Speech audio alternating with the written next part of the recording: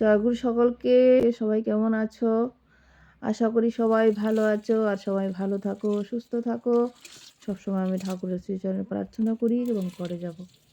আজকে রান্নাঘরে আমি 2টা রেসিপি নিয়ে এসেছি।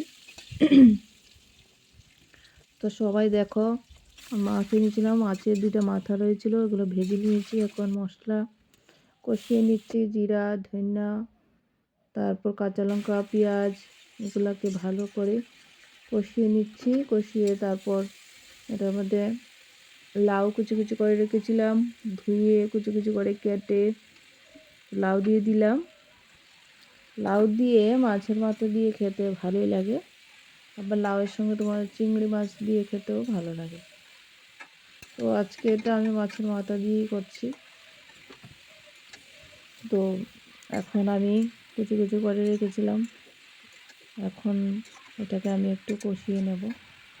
তো ঢেকে দেব, ঢেকে দিয়ে যতক্ষণ এটা মোটামুটি হয়ে গেছে, এখন আমি মাথাগুলি দিয়ে দেব, দিয়ে আর একটু ঢেকে দেব। আমি একটা গান করার চেষ্টা করছি, দেখি হতে হতে এটা। सबसे सुंदर नाम ठाकुर जी, ओ सबसे सुंदर नाम ठाकुर जी, ओ सबसे सुंदर नाम ठाकुर जी, ठाकुर जी, सबसे सुंदर नाम ठाकुर जी।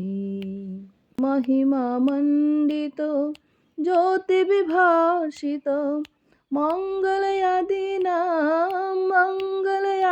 नाम ठाकुर जी, ठाकुर जी, सबसे सुंदर नाम ठाकुर जी।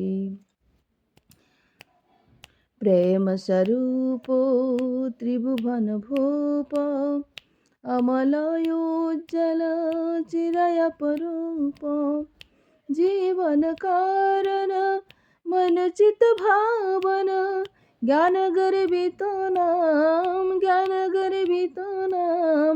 ठाकुर जी, ठाकुर जी, सबसे सुंदर नाम ठाकुर जी, ओ सबसे सुंदर नाम ठाकुर जी, ठाकुर जी, सबसे सुंदर नाम ठाकुर जी, सबसे सुंदर नाम ठाकुर जी।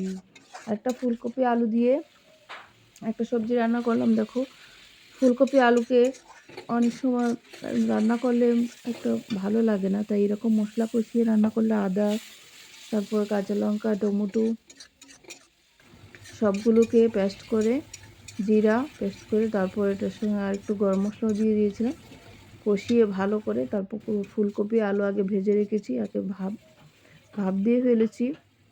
তো এখন সবজির মধ্যে অনেক স্বাদ থাকে, তাই একটু ভাপ দিয়ে ফেলে নিলে ভালো, না হলে গ্যাস হয়ে যায়।